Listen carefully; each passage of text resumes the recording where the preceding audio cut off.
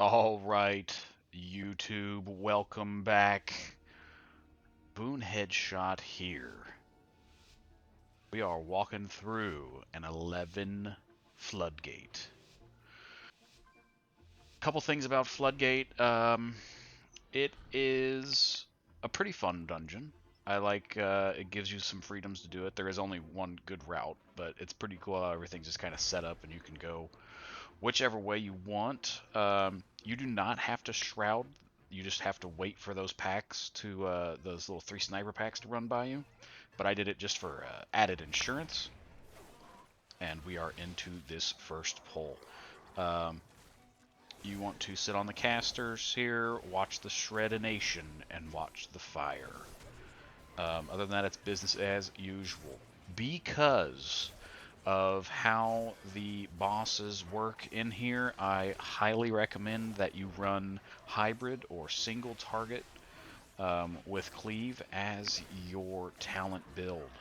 Um, the first boss that you run, Mama, as you will see, you will benefit greatly from the added damage you get from those single target talents, and helps you get through them pretty quickly. The other bosses are, a 2 target boss phase, and then the last 2 are purely single target. So the bleed build itself, while it's still good, you can help the party overall by going single target here. So that would be my recommendation.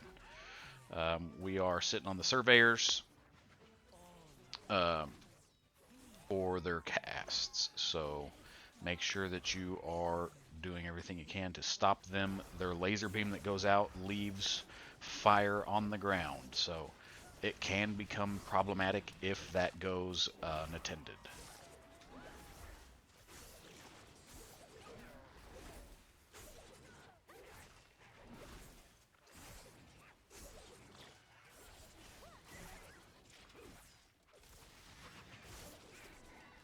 The hybrid build that I am running only has 1 vanish in it.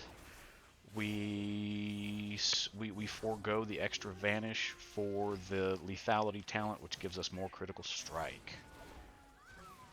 But make sure that you're saving your vanishes for your death mark if you can't open from stealth. Make sure you have it. So a lot of manual bleeding going on here. We're not really getting to use indiscriminate carnage in between chain pulls. So just be mindful of that. Utilize your macros.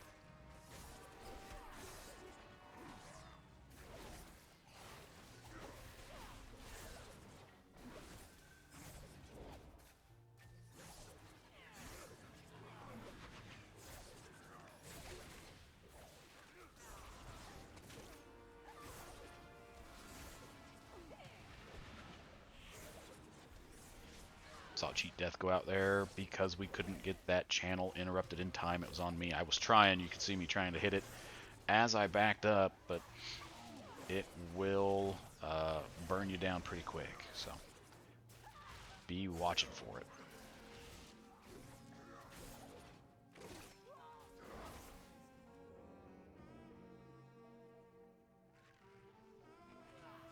Notes for tanks, you should always be coming up and taking care of this pack here. During the boss phase, when she shoots the sound wave at somebody, if you are slow to move from it, it can knock you down here. And most certainly cause a wipe if these guys are still standing. So make sure you adjust your route accordingly to take down this platform.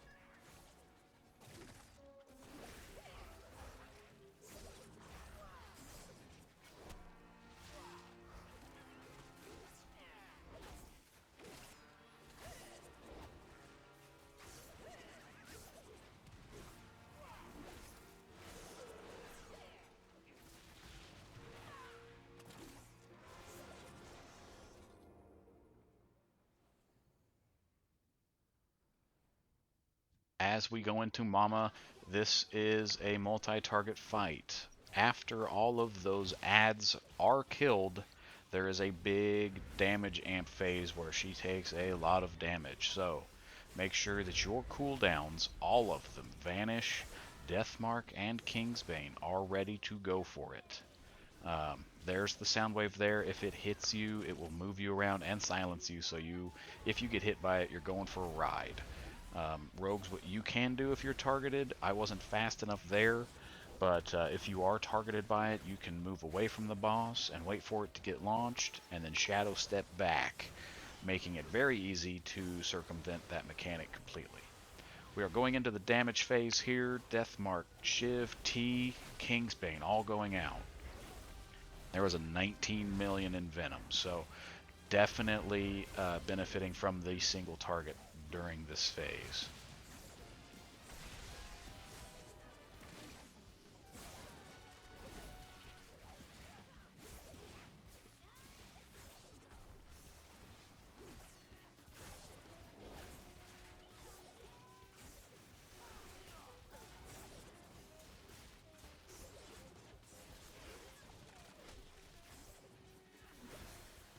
All of her little drones also, you just saw the line circles go out. They go, it's like a boomerang. It'll go out and come back in.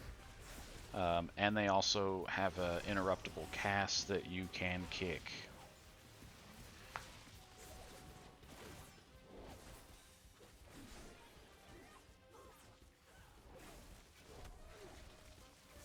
Starting to see that all of the boss's ads are dying.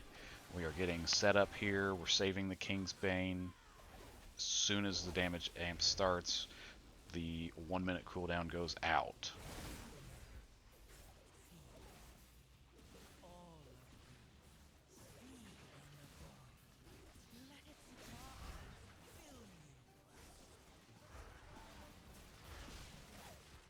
After that damage amp phase, she does leave those blue sparks on the ground. Don't stand in them.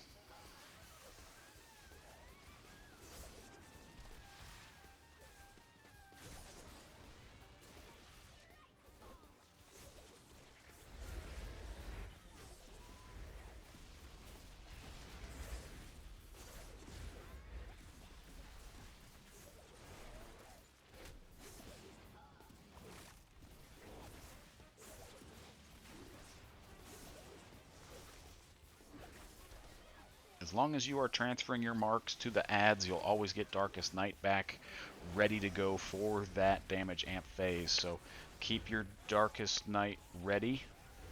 If it pops, like if your third Deathstalker's mark gets consumed right before the ad dies, just save it and get ready for this phase here. So damage amp phase starting, cooldowns are ready to go.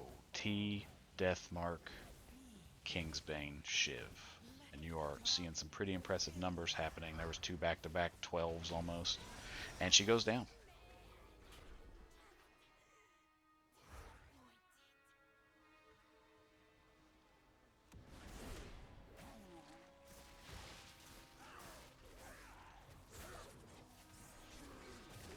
Make sure you use Feint or Cloak the warped blood from these casters, because it doesn't feel good and it's hard for the healer to handle.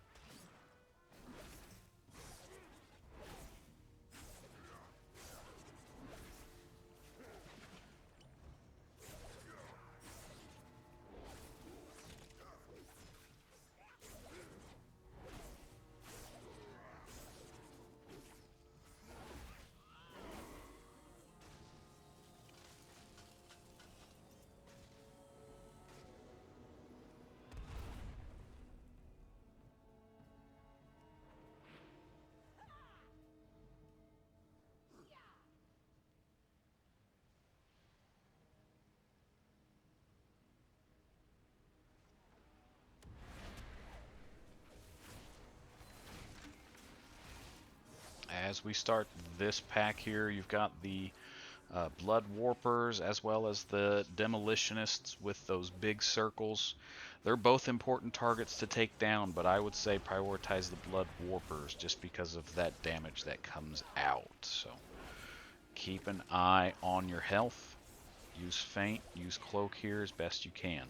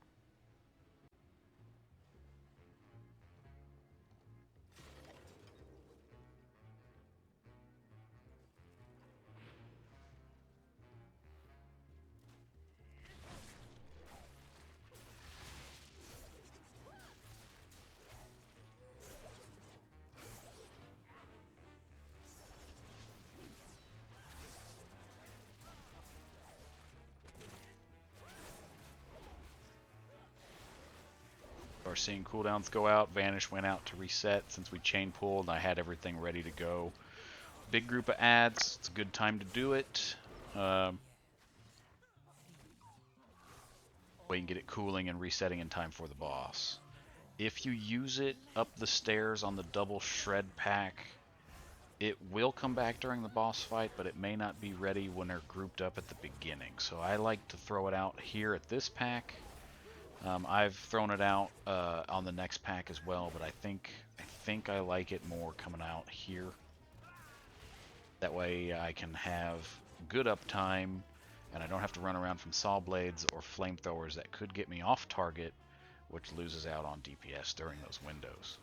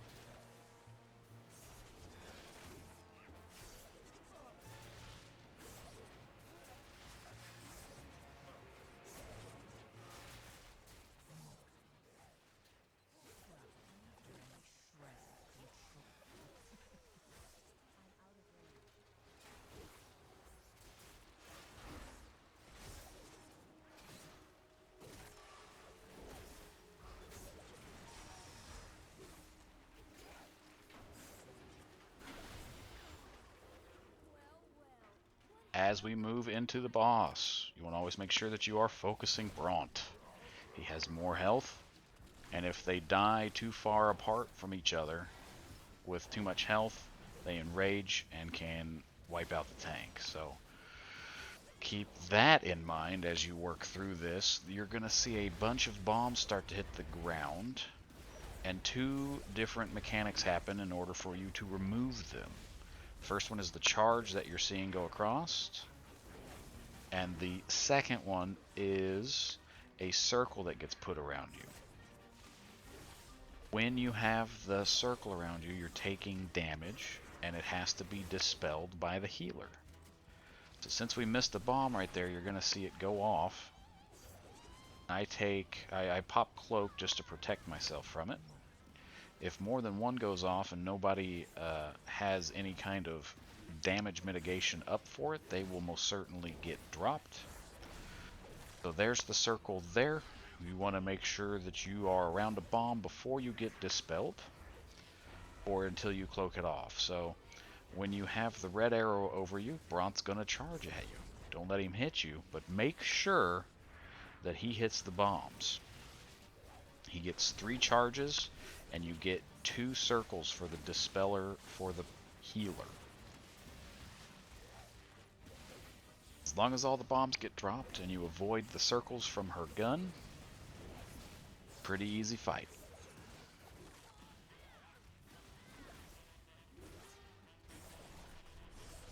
As melee DPS, you want to try to pay attention to where the bombs are, where they're going, and to be ready if you get targeted to have yourself in position to get the bombs knocked off of the field.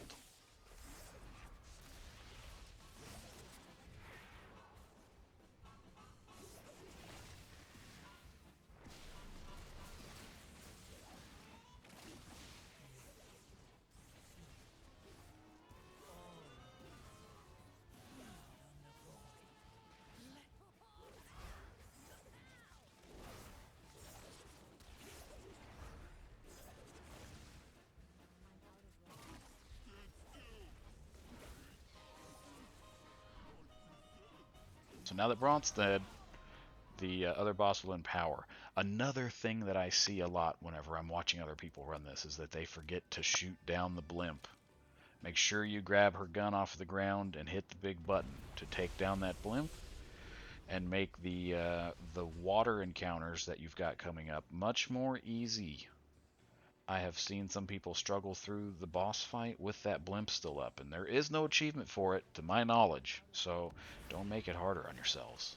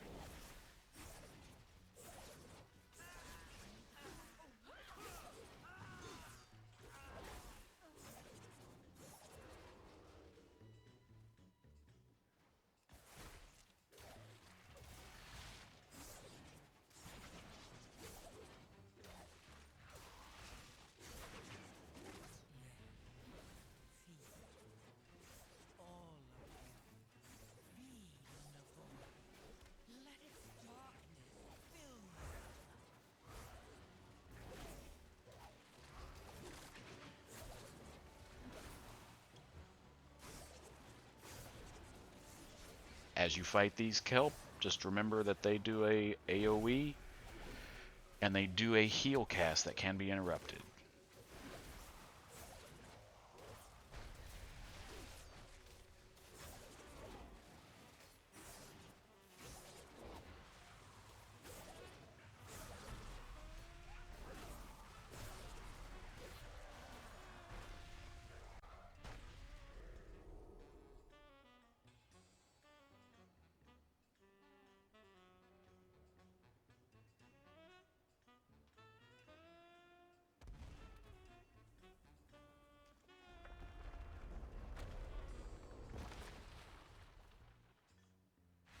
As we start Swamp Phase here, he will tether you to one other person. Make sure that you are moving in the same direction. Usually we will call out before the dungeon starts that we're all going to move to the left. Seems to be the pattern that is being widely accepted there. You can see that the person I am tethered to has a green arrow above their head, and if you start to get too far from it, it will snap you back together. So you have to dodge all of these tidal waves in unison. And then the fight repeats itself after that. During those water wave phases, a lot of raid-wide damage goes out. So if you've got feint or cloak to protect yourself, throw it out then and there. You can see where all of the water is going to come up beforehand. Try to move with your party farther from it to give you more time to react to it all coming at you.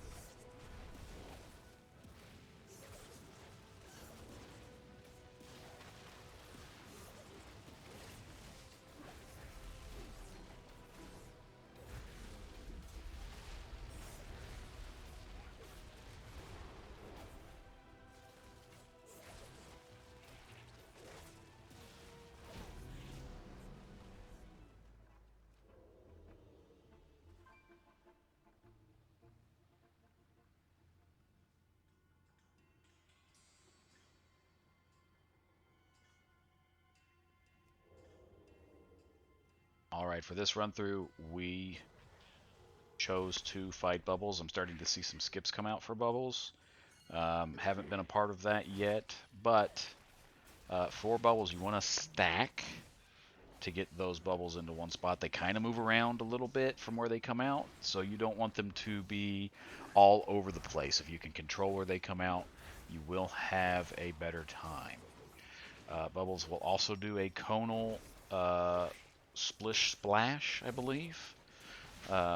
Great names by Blizzard here.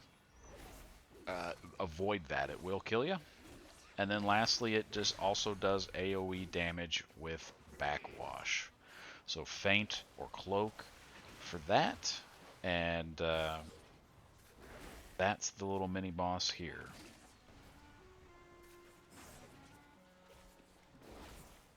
See how manageable it is as long as you're stacking up for those circles. Otherwise, they are chaotic.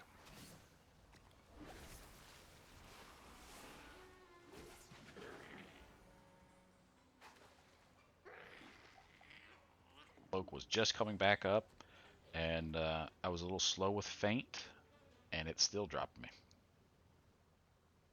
So it can be a very difficult boss to deal with.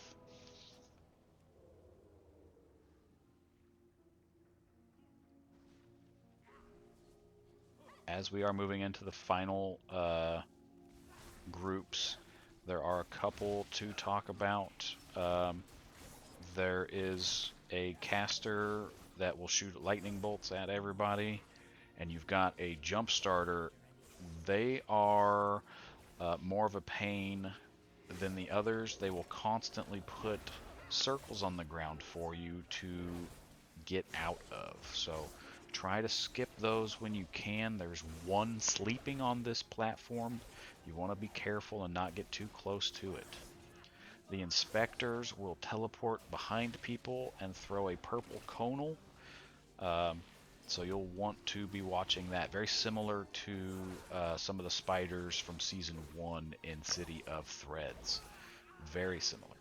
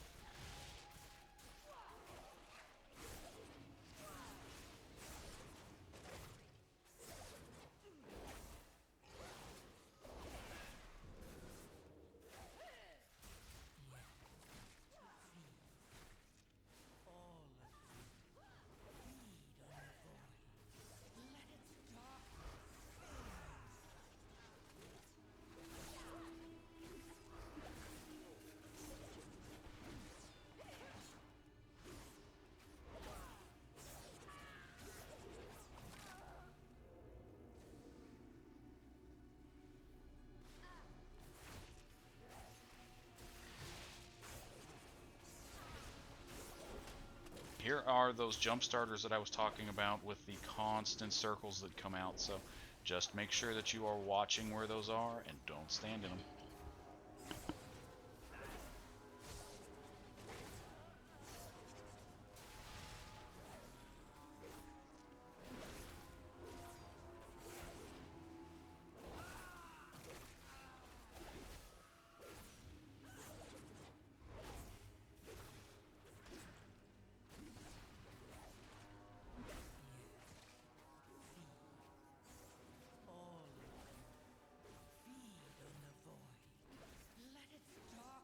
The final pack before the boss is a double pull of these jump starters, so very mobile encounter.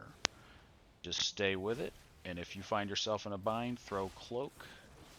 That way you can survive to keep pumping on these guys.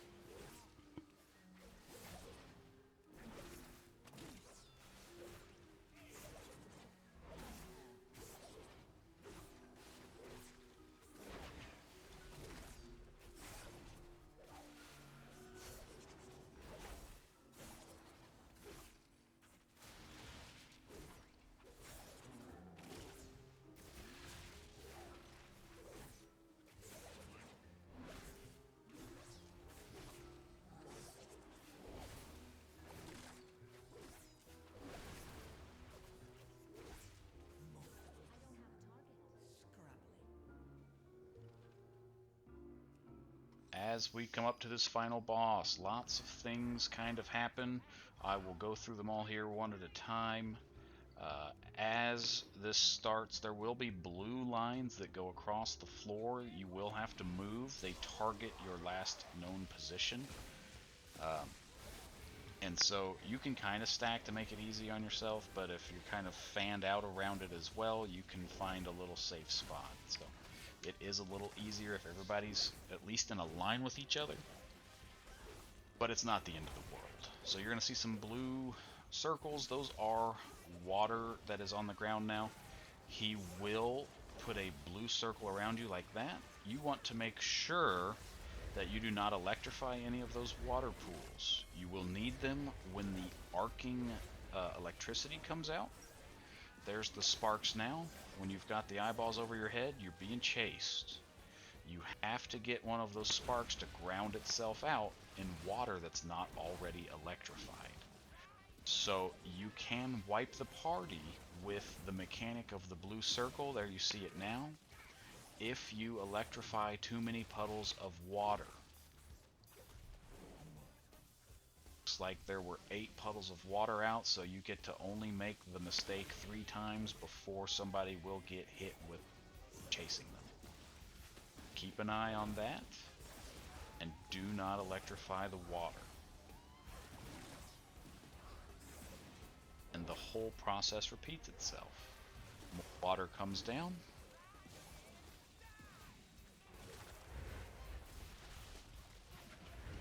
See me getting away from the water.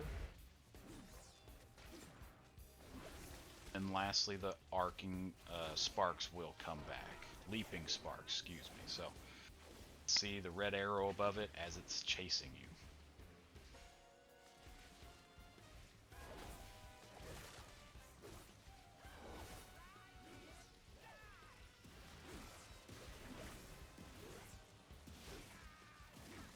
Once water's already been electrified, it's okay to get it, to hit it with the blue circle mechanic where he zaps you.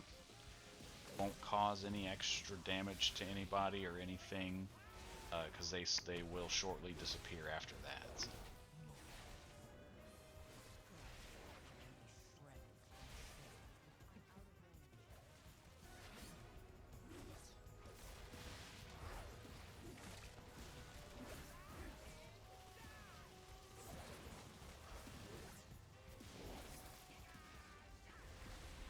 See, I threw cloak there just so I didn't take any damage, trying to help the healer.